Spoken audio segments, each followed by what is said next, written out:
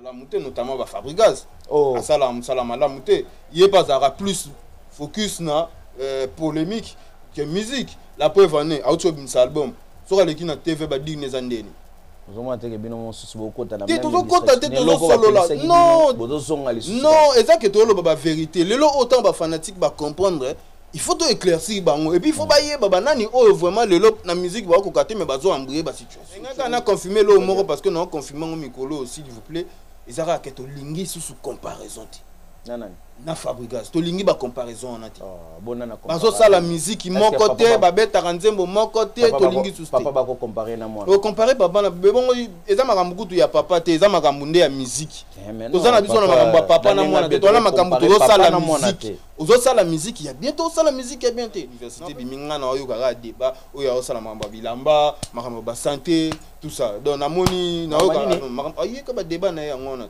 Oh bah pesa ke bilamba te oh santé batala ba santé et là on a mona ga ngwana makelele tout ngana ko album na ko monter na ko ta nzembo monte apa net makelele sala ki ga nzembo ko yiba ba yiba robin et mukolo nzembo pa beti nzembo ah oui ba yiba robin nzembo bon yiba monte ngana ko ba plus matoi ya ba fanatique ezaki désorienté na ba bêtise. Nini salaire que ça la désorienté. Mais oui, ba polémique ezanga mutuna makolo muta obimisa album olaza la focus na album na ye aza focus na ba débat, aza focus na ba plein, aza focus na ba na makamoko ezangi na période ba influenceur ba bimaki bimaki ya nyonso ya ki ambri mo situation. Na pese exemple mon soki papa na mwana ndenge bino bolingi to ke na contexte papa na mwana. Bazo sala na entreprise moko ke papa zo ko kasu c'était donc mwana ba ko matse poste ta ko ma chef papa. Papa nda boti mwana. Te poème était azalelo. D'abord siko ya wana bi papa siko na mwana ba na 4 entreprises bazo sala siko mwana zo beta papa mwana zo travailler sala non non oui voilà entreprise ba ngo za Villanova déjà donc marqué ko sala Villanova déjà le faut bango même ba fanatique ba bi ke Villanova lelo fierté ya Villanova lelo ezala ko to soyete ezala monsieur Igbi na fini. Ils ont se comporté comment, Bino retourne à Bino Bozo, comment on a marché. Merci beaucoup pour la parole. En tout cas, plaisir est trop le leur au monde que les journalistes est belé avant d'abandonner que ça monte dans mon continent, que les journalistes et les lots changer parole.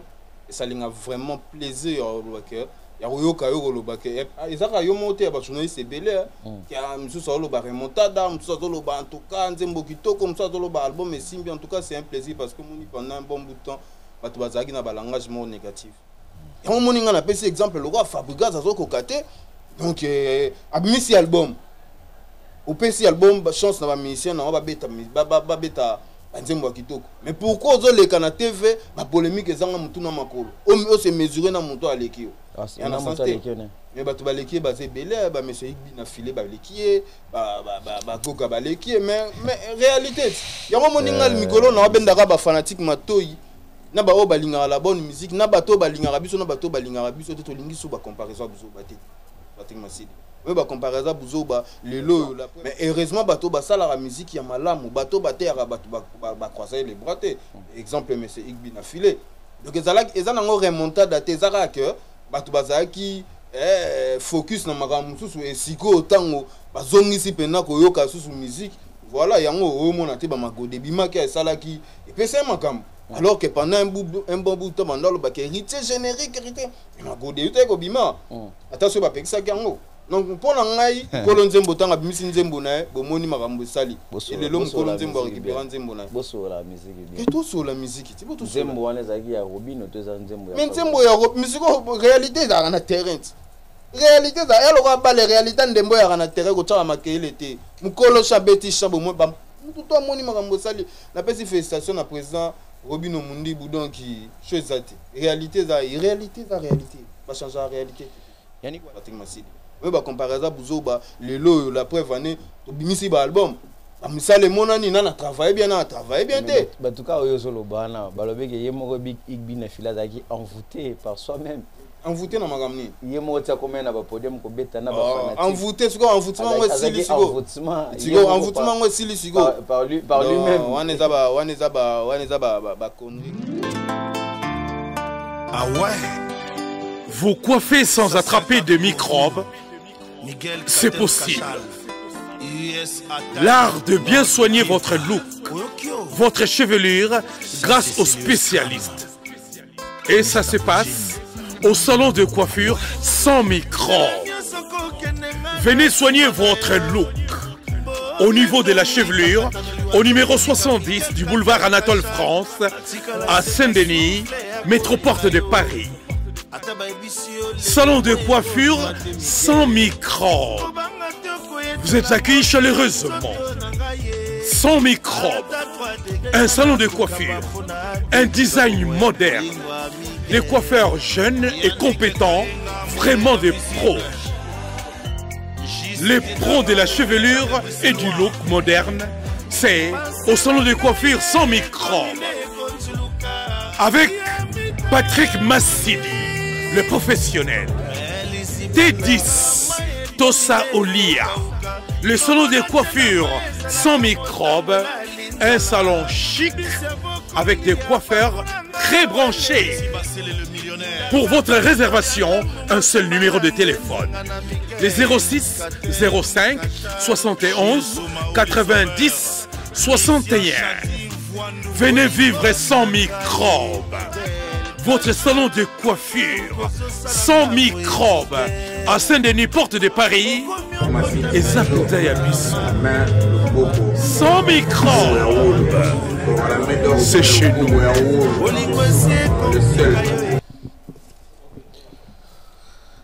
Voilà, mesdames et messieurs, bonsoir, bonsoir chez vous, bonsoir à toutes les personnes au Balan Arabiso de partout. Heureux de vous savoir encore très nombreux devant vos postes téléviseurs en train de suivre le vôtre, Patrick Massidi, ainsi que l'émission Le Goût du Beau. Le Goût du Beau, comme vous le savez tous, Tolobelara Bongo, art, culture, Nabiso, Oeza, Moko Valeur, Nabiso Absoli, à République démocratique du Congo, Topé Sambote, Nabaïnien, Sobalan Arabiso. Merci à toi, Jean-Cito, Nasima Caméra, Jean-Cito.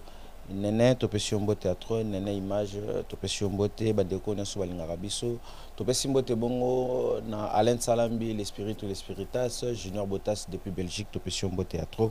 Aujourd'hui nous avons cet réel plaisir Tomé Campé.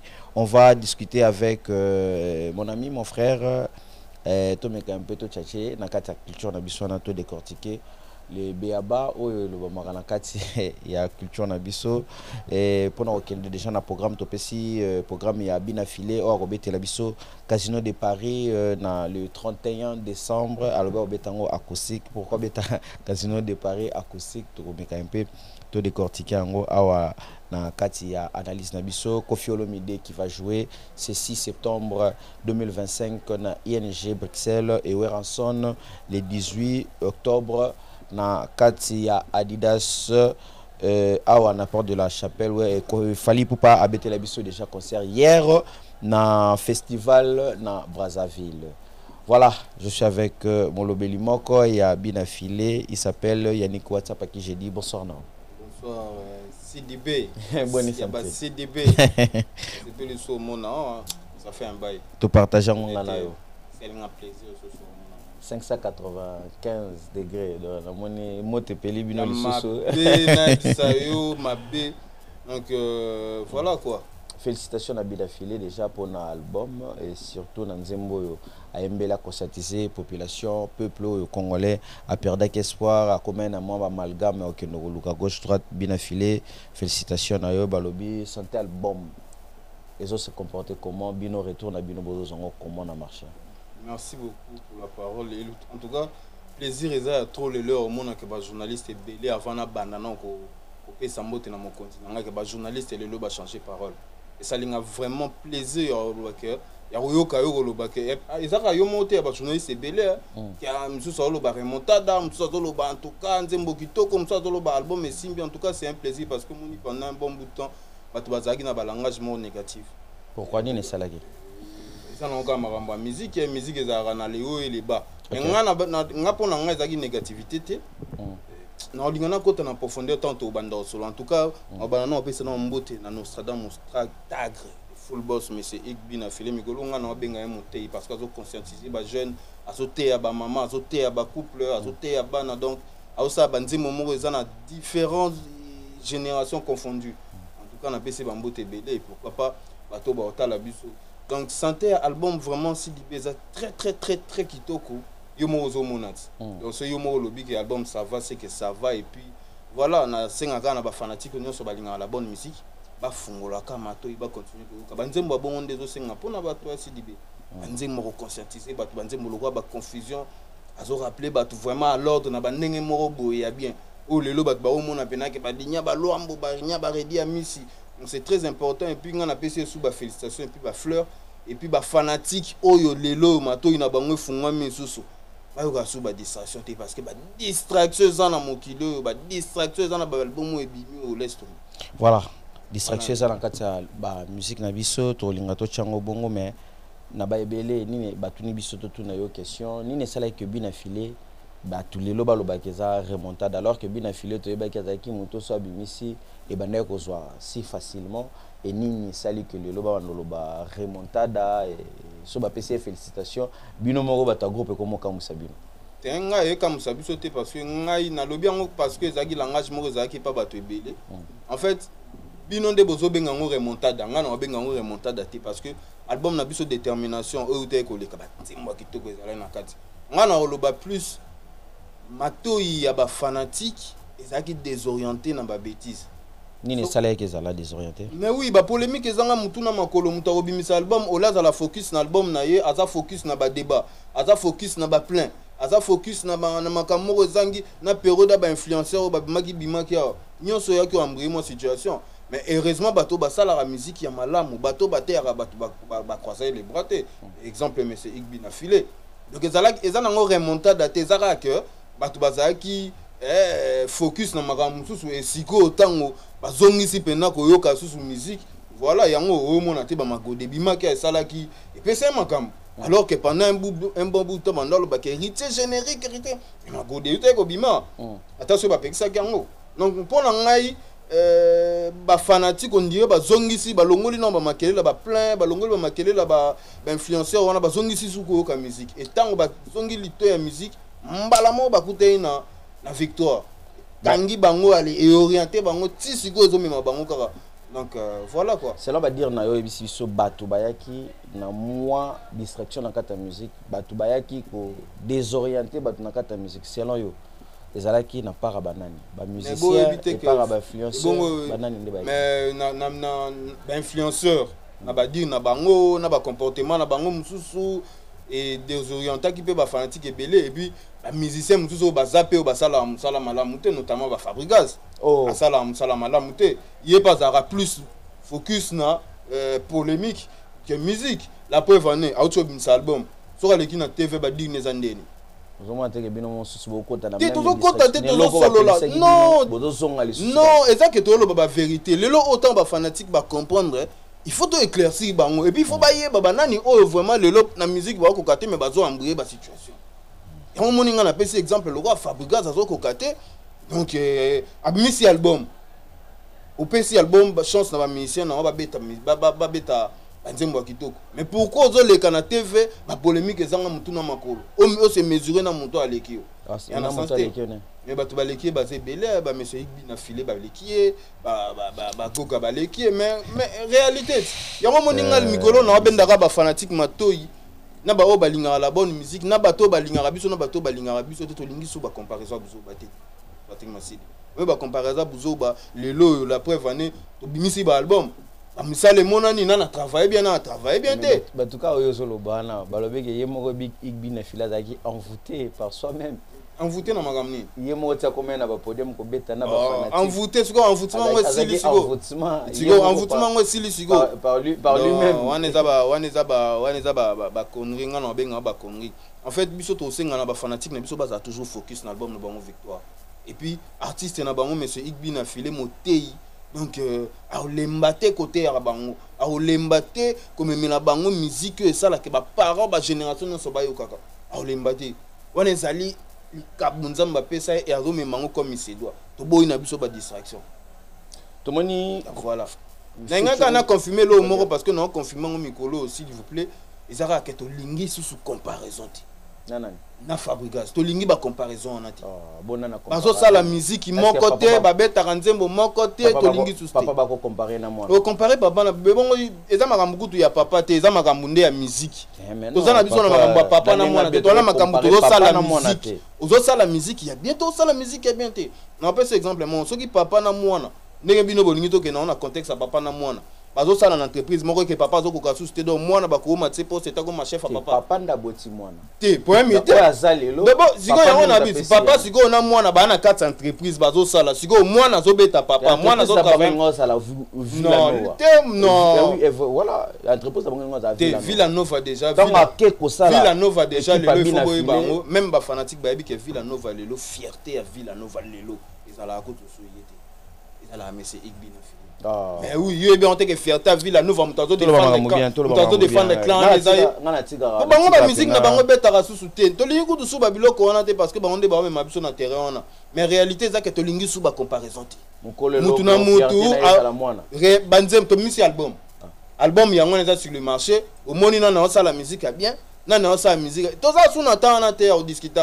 Mais c'est Igbina philosophe, la musique très kitoko éducatif et d'autres abattent dans la dimension. Donc olingi ba makele les fabrica ça tobeta album ni awe abetini university ezala banzembo yo risque kutu ngai kopesa bato banzembo ngai bena franchement na ngai na bana album na bango soit disant université biminga na oyo kaka débat oyo osala mamba bilamba makamba ba santé tout ça donc na moni na oyo ayeka ba débat na yango na o ba pesa ke bilamba te o santé batala ba santé elonga na omona ga yango na makelele tununga na oka album na oka monte na oka ta nzembo monte apa net makelele sala ki ga nzembo ko yiba ba yiba robin mais mukolo nzembo pa beti nzembo mo ah oui ba yiba robin nzembo bon yiba monte mukolo nzembo tanga bimisi nzembo na bo moni makambo sali elelo mukolo nzembo récupérer nzembo na boso la musique bien et tout sur la musique ti bo tout nzembo wana zaki ya robin to za nzembo ya mais nzembo ya musique réalité za na terrain réalité ça elle aura pas les réalités ndembo ya na terrain ko tsa makele te mukolo chabeti chabo mo ba tout moni makambo sali na pesi félicitation na président Robino Mundi Boudon qui chose ça réalité ça réalité va changer la réalité Yannick WhatsApp to solo la musique pour ka kombo na musique to solo la pe ko to ka ya kana si certes to za non ils ont la tenter tout dans la musique si libé singa olinga to respecter kana yo wana place au salaka pas monsieur Igbina filé mais bobo ya rappel la vérité parce que bino baba journaliste c'est muta salim sala malamu folo bakay ya salim malamu ya salim tout à l'heure que félicitations à Igbina filé et bon ba o ba kokite siko bana ninde ba kokite selon yo to selon lito ina biso voilà la bande ko ba ko tala biso merci félicitations à monsieur Fabrigas l'artiste musicien et surtout ba module ils ont continué na kata musique wana et félicitations au risqué kopesa ba musicien banzembo o esali succès na ampleur na yango merci na bandeko tout o ba pesa ki confiance il y a aussi o bato ba ko solola ka awa ba ko betela biso pourquoi to lingana to eba monsieur Yannick WhatsApp pourquoi bien affilié chez biso casino acoustique le 31 décembre ba surprise déjà pourquoi bien nga acoustique non mais acoustique déjà ba pour ça l'acoustique c'est longtemps et ça ba stratégie et puis voilà ils ont la stratégie bah on va ender bon ils ont dépendre un peu parce que jusque là bah ça pour parler non bon mon billetterie non to affiché mais ils ont déjà billetterie non doit et puis na casino pe na guichet à casino makambo ça carré donc na site ya casino de Paris azo se figurer pe dans noter mais même na biso on a biso que makambu nanu ba close yango complètement et pourtant ba close yango mbala moko billetterie zo za la lancer makambu nyonso donc ils ont une surprise au goût il fallait pas la dévoiler mais te dévoiler encore parce que ba tout chaud na pote comme réclamation il faut ya obeta quand yango to ebisi ba fanatique nyonso ya Paris ba nyonso ba lingara monsieur Igbina filé et 31 un nouveau casino de Paris il y a moi seulement 600 personnes to betango dada basalo na to beta moi déjà to ban nombre on a ba 600 ba 500 ba 300 to beta na Paris ba province to beta ngo déjà est-ce que bi déjà banna carrière abina filé bani nanu ta beta ta salle moko mythique on a posé voilà nando c'est la peine salle mythique oui mais ba salo ba 300 ba 400 ba 500 to beta là on ba mythique to beta na ba Lyon to beta na ba Rouen to beta ba showcase belle dans na Paris ou de ça lobate est-ce que choix ya casino ça choix ya nouveau casino de Paris eza choix ya Igbina filé ou bien ya producteur nemu te yes go eza choix ya producteur biso za rachon na biso te biso to sala makambu te ke o so ine biso producteur a proposer ça na e apesi mbongo donc ngakuna na ba preuve makambu belé sur concert wana mais yo ebika mokonza lobaki comme nan ba pesi a valté Donc voilà, toujours garder le silence, Tim qu'on appelle ça val, et puis voilà, Makamuto est vraiment carré. Moral, il y a fanatique, Nabiso est vraiment calme. Les 31 to là-bas, on va comprendre. Voilà, le 31 décembre, c'est la bine affilée à au Casino de Paris. N'oubliez pas cette date de 6 septembre. Il y a M. Kofi Olomide, l'artiste musicien, le mythe de la musique congolaise. Kofi Olomide a s'est produit dans ING, Rena en Belgique. Donc, tonton tout en Belgique, Panama, Bruxelles, États-Unis, Angleterre et Moka, donc Nabandeko, en Belgique. C'est dans la loi, prépare-toi bien. Cardozo, Grand Noko, Grand Zulu, Cardozo, on s'est préparé pour faire Togoya wana Tokita Mabele, c'est dans la loi Tokozalawana. Il y a aussi Werrason le 18 octobre à Robert Labisso, Nakati ya Adidas Arena. Tokota Labisso, na faire réseau, mais quand un peu coulé beaucoup d'encre. Yannick WhatsApp.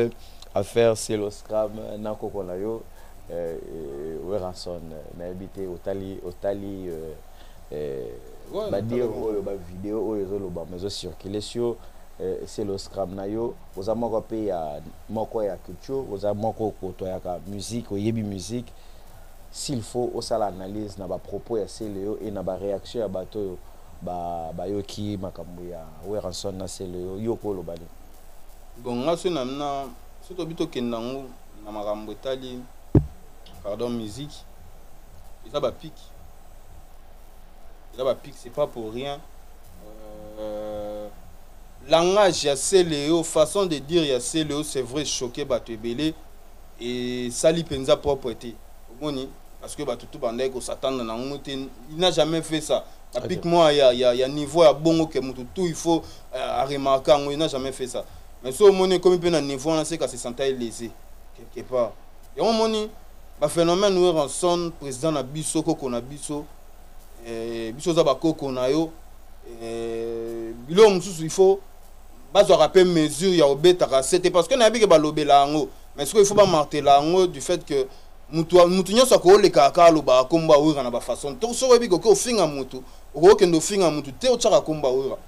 So ko finga mutu za na compte à rendre na mutu na ça là par contre à rendre na mutona et non ko tchakomba wera parce que retour na ngo zonga pas na yemo kwa na famille ana batebele en tout cas moi je pense que ba orchestre ka phénomène wera te ba orchestre belé o bazana pour samba polémique ezanga tina na te faut ba marteler sur yango que au rôle katé autant à komba wera et puis au fin ça sert à rien na ba preuve nion so wera son na sala et je pense pas que il faut pour azwa makambu lelo faut les go finga mutu na sima. Si photo loba pour na yo au monaki que c'est lo qui juste pour répondre selon yo. Selon na monaki que c'est le qui répondre mais à s'attaquer à la bonne personne te. Pour na c'est le makambo wana ba lobby wana ce qui veut dire que c'est le phénomène où on sonne ta lobby.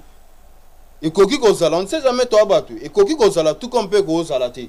Mais ngana lingi vraiment ba wana wenge clan wenge donc c'est le il faut vraiment comprendre que wana père na mara mususu. On préfère que les langues na mutu mo ebi qui a sur na père bien ou les likuna mutu wana mais mi rapport la petite na yo boy cœur na TV ba mais en vrai ça pique la musique à lobby à se défouler en quelque sorte.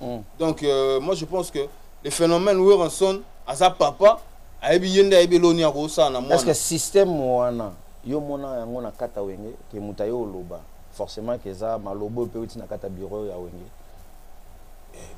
Il bandit les lotés dans l'orchestre belé ainsi il bandit les lotés marambo en fait il y a un lobby qui faut pas bêter la CT parce que si la petit et pas si les a facilité soit phénomène journaliste et tout ça là clique les lobos ba mo finga ba musicien au moins na que journaliste a commandé ngambo mobo pas finga la musicien wana parce que y a ça ngambo mobo mais peut-être l'idée wana d'autres tinda été alors ça la ngoka pour pas considérer alors ça la ngoka pour peut-être avoir moi soit ça l'idée wana avoir moi un franc. Mais leader appelle ça que malobate leader appelle ça que logoté place à avoir information payer banité mon monde à l'équipe na télévision au film. Donc franchement c'est le moment où ça l'a vraiment bien été dans la musique à Congo il faut vraiment leader surtout on est il faut ba lobaka na ba réunion tout ça. Donc c'est le scrum on a fait now ndenge biso to ba petit na yo o lingate lo bongo so monique ngana l'équipe na vandi na lo ba bongo pour na sele o lingate. Ne pe biso to lingate to mona yo ko manquer respect mo bo parce que eza éducation mobimba bo tambusa na télévision. Okay. Donc il faut savoir parler. Nga pena na senga na ve na biso c'est le scrum. Oye bandeni on là. Même sur ozana kanda, yeba bandeni on transmettre message et puis le phénomène où on sonne, yenda ebi elo oni na ko sala po, c'est le son en ordre et puis qui met côté talent et puis voilà. Pensez-vous vraiment que la date il y a le 18 octobre où on sonne pas Robin ça sous c'est pour pas tout souper balobi et ça juste ba réclamation au c'est le sala azomona ke bazo benga ka bill qui est bazo mais oui azakla wenge non seulement azakla wenge ba crisser leur salle beta na ba concert on so mine no phénomène on so ba cri na yé plus c'est ça succès alors que ba benga ka été voilà azo mérité donc et Mathieu moi trop comportement il pas revoir un peu moi comportement parce que papa zara papa tant on peut ça na ba comportement mo bo luka pe kaka donc il y a revoir comportement peut-être papa peut à luka mais en vrai ce qui c'est leur zana débila là qui fait à ouais en son et moi le baramoto fait au bateau on a mis balé pembeni na ye maramba sala na musique si le lo marga bazo pourtant mais si le lo ba tête on a baza le lope wenge za pe su wenge kala na terre wenge za ba Jamaïque baza ba animateur musu ba roi saba baza ba donc voilà ce que ça qui ils permettent peut-être parce que ba animateur musu pe baza wana ils musa na bango c'est les campagnes tracer chemin obi wenga lelo za su wenga kala te na lelo temps yo tala wenge wana ni nous observer ni nous comprendre et puis ni yo ko luka obakisa édifice non na kata ba animateur surtout na ba chanteur. Non, ngai animateur on est koko na biso animateur ça va nga bona na mona ke animateur ça va ils a plus ba musicien ba okoma na capo ba misu batika giti Mel Descend Gucci Watanabe capo wana bango ba la na ngona même ata so ba yaki sima goka kuto zala déjà omoni cap mo ba yaki wana ma sikamo yaki wana tika gelo moro wana bango ba oyati ba impacté ba oyati impact ezalaka te faut collectif faut ga motora ya le phénomène faut mona na trop télévision ba star ba ça voilà ba star pena ba te trop TV moi benzula bien moi momia bien des ala na mikili visibilité on a bena ezate so ba le ka TV trop visibilité ba lingi makambo ya on a balanda bango. La preuve en est au tal on a un compte TikTok na bango to na ba compte Facebook na bango mon arake mais alors que ba artiste donc ba ça là effort vraiment côté on a ba les ka ba TV trop on est un grand mouvement et ça grand mouvement ya blague té maison mère on a donc ba luka ba mata mais animation carré phénomène où on s'en n'en parlons pas donc maison mère ça la place maison mère ça pour ça monsieur bena ba bige ba longoli bena le phénomène ba longoli ya machine ba tika bango mobo. Voilà, qui tombe maison mère, tout le conseil, juste conseil. Voilà, qui tombe maison mère pour tout le bela. Bongo Kofi Olomide quartier latin le 6 septembre Kofi Olomide obete la biso na ING na binope bina filé tout mona Kofi Olomide ayambaye achaepe moi un peu coup de pouce. Voilà, donc s'il faut olobela le 6 Kofi Olomide. On a yo tout le bani so Kofi Olomide atondisi. Est-ce que le concert ya kala ya petit tout le match zoni à 0 pour des phénomènes où ranson côté clan wenge abetaki déjà match moko pe chaque on peut point ce qui Kofi Olomide a tondi célébiso le 6 septembre tout le match wana zoni à 0 ba vie bazaka na game ba petit pe bazaka la game ou bien yoza na analyse mon pour ça la autre que déjà c'est que sur le Venabiso quadracourt on a PC ba mbote à s'attendre que batu ba oser la concert na à s'attendre na oh mais batu ba oser là Elmar a Betty, les padres à Betty, phénomène où on sonne à Betty. On a deux personnes tous et la tout le monde a bango. On a n'inga ba grand. On a président Jibem Piana. On a y. Tous et la tout le monde. Papa a dit à Miss Abetaka. Abetaka. Voilà. Donc Moutoko quoi d'accord, c'est tout le monde qui attend. C'est tout le monde qui attend. Déjà Batouba c'est là-bas mon sera ça à Piaka. Il va congolais de bazala. On est raté. Tu bats la soie sale et sale plein. Deuxièmement, c'est la bataille la musique oh mais il bat tous les lots. Qui confie le et puis troisièmement bataille l'artiste à Zana Bango. Parce que y a peu kuna côté artiste c'est chaud. Donc c'est la paix, bataille la paix, l'artiste c'est basé na bango lelo Cindy le cœur mère na biso na yemoko quadra déjà force et tikaliga makambo otala yango na mais ce qui est sûr na combo déjà Koffi Olomide moi je pense que ça les étonne déjà juste combo on a quadra pour makambo ça les pesa premier concert à Betate na poto surtout voilà na poto surtout et puis vu que bato ba ozela il date un peu il y a voilà na scène musicale il date voilà mais je pense que ceux qui m'ont ramouté ça correct Koffi Olomide déjà c'est une légende raté et puis musique wana et le recépel signe ça déjà parce que dans senti album na o abimisi mangeza banzembo répondre banzembo mswa kala répondre banzembo mswa kala mais senti que ça va développer ba maele msusu abakisi ba bilo msusu sali kitoko fort est-ce que au découvrir Koffi Olomide na ki Koffi alelo en fait on a découvert Koffi Olomide na ki Koffi alelo te mais on a moni plus un artiste qui est bourré de talent et ndenge mo ya mystique parce que ozwa même nzembo na sala kiango abaki sango bilenga lambe yango meme yango suna donc pour ngai c'est aza mystique l'idée ya kobandela futa drum ya kosala moi symbiose ya ba quelques chansons na est-ce que ça bénéfique lelo pour na Koffi Olomide je pense yango on a peut-être des obéis ça ba concert au le même pour la musicien je pense que Simbi et c'est un peu moins actualité parce que c'est Tobito la vérité on a sur la vérité c'est Tobito la vérité vient biso rambo album mais était collègue zaki moi chocho OK zaki moi non sans mentir zaki moi chargeur parce que ba nzemo mais oyo pendo senti que et même na top tango ba o ane bando simba te to ndo moni plus na ba fitting na ba Gali Garvey comme logo a DJ moni mais oyo pendo moni ezongi si stabiliser na ndemo boy azongeli pe rumbango azobetango donc voilà moi je pense que ça ira. On a quadrat. Voilà, on a quadrat à Tokei, donc merci de venir sur Batala Rabiso, merci à toi Bibish Balomba, Mami Choumba, Topesi Junior, Katoko Lombo, na bandeko Tubalinga Biso, na bandeko pe Baboya Rabiso, vous aurez toujours amour wana ko partager Rabiso na ba page na bino et surtout bo diffuser Rabiso na ba place bolinga katozala wana na mitema na bino surtout bo réinitialiser amour tozala lango. Biso na bino ya héritier aussi oazo c'est journée lelo na Gabon to mekampeto solo la héritier Watanabe poto commune biso vraiment na suka émission na biso sujet suka to solo la to moni héritier Watanabe pakalingomba ekeye zongi oseki pour nini whatsapp musique et ça le ndeni ko mwana wa vidéo ya Charlie pakalingomba pakala biso ancêtre vivant.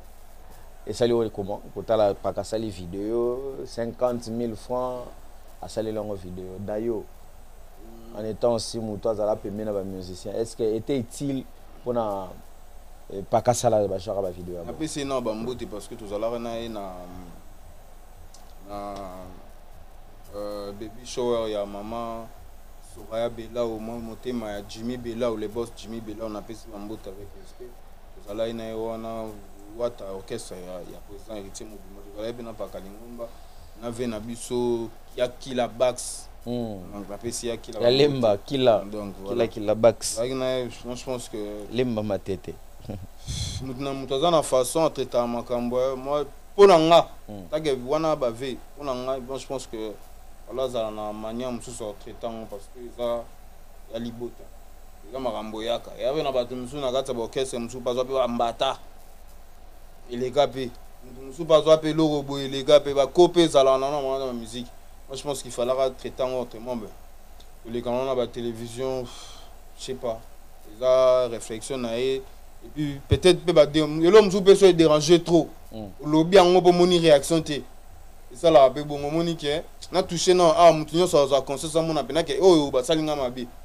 parce que mon l'homme sous rolo ba ko ça peut ba et l'autre ba salinga faux mais mutunyo ça yo kanga mon en okacha alors pour élever moi voix moi likolo mutu ba yo kayo oza ba aluki méthode peut-être kayo qui sait vraiment que oh ba salinga ça m'a pas plu en fait donc bo lukela ba solution peut-être na ndengo na mais en vrai bacha na te ba bandengo bon c'est ma musique boga mutu munene ba bandeni en traité et puis ils ont compté sous na image autant ma bongo zolo bama image za goga ba bandeni ni on jouer pour image artiste et ça salité quoi voilà Merci Nabandeko Neso Talibiso, merci à toi Jacito Nene, merci na Papa Meda Wassa Topesiombo Théâtre, Yannick Wassa Tokom Nasuka émission Nabiso.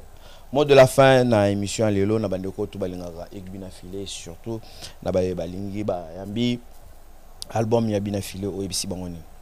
Oui, en tout cas na pesika batu nyonso ba fanatique nyonso no ba fungoli matoi na bango na ba fanatique ba se décider ba uta ba ngambo mususu ba ya parce que ba fanatique ba uti ba ngambo na ba ngambo ba parce que ba fungoli matoi na batu mwa mutu musu azo témoigner abi ngana bandai ko linga été mais a épaté nga na nzembo ayembi a conseiller nga a édifier nga batu bele ba préférer nzembo ya Gary Garvel. Voilà, très non suka na featuring kuto ekangi masolo ndeko featuring wana na featuring eza na kati wana ya Papa Redi ya Miss na donc ba yo album wana mobimba et puis générique ezoya mangenge ezoya bangenge si dibe na biso ma beza donc mangenge ezoya donc botikaka matoi na bino polele parce que tozoya ko tsasu mangenge donc batinyo so balingara ya Nick WhatsApp des près ou de loin tolobika ba vérité pour nga solo na ra pembe bah ouais c'est bon c'est moi je m'en on est le bamate voilà donc, merci et puis non pesa bambote non pesa bambote na lobi ngote ouais pesa mbote pour aller le bamate et na bika le bamate télévision bana baza tout ça bana tout ça na pesa mbote na Noah Manara et puis na bana ngai Enzo Cheche na mère a parlé Marine donc et puis pourquoi pas Jimmy Bella ou les boss Jimmy Bella ou na omona bongo Léon Enye Canarins na omona bongo Yadro Penza ou Arnaud Ambi le directeur d'RTS ça na omona bongo équipe na biso mobima donc batunyo so balingara biso tonton Baba le tenant du titre la mine de Vomosakoli Odile 5 étoiles hors ta follow la fille à papa na bosani binoté équipe na biso dans la grande famille bina filé mobimba donc il y a Paris tous en a même moral. Voilà. Toujours et puis nous boss en antenne sur la fanatique na biso tout yakin pour répéter bon chaque jeudi rap show na Gino leader na matonge wana donc ba tout so balingara monsieur Igbina filé to kutana wana rendez-vous na biso chaque jeudi na Gino leader na victoire na matonge on et ça vraiment plaisir à toi et merci beaucoup Patrick Massidi pour l'accueil. Voilà, sur cet point que nous mettons point final à cette émission. Merci à toutes les personnes au Balanda Gibiso, au Bazalaki Scotché, cimenté et à Rolanda Vidéo. Que cette émission est à la bongo accompagnée dans l'esprit Nayoum Tozanandaku. Restez toujours focus. Partagez massivement votre chaîne Sans Microbe TV et page Couloir des Stars. Que cette émission soit avec vous. Okay, bye bye. Trésor Sanduku, Yaba Sanduku. Écoute,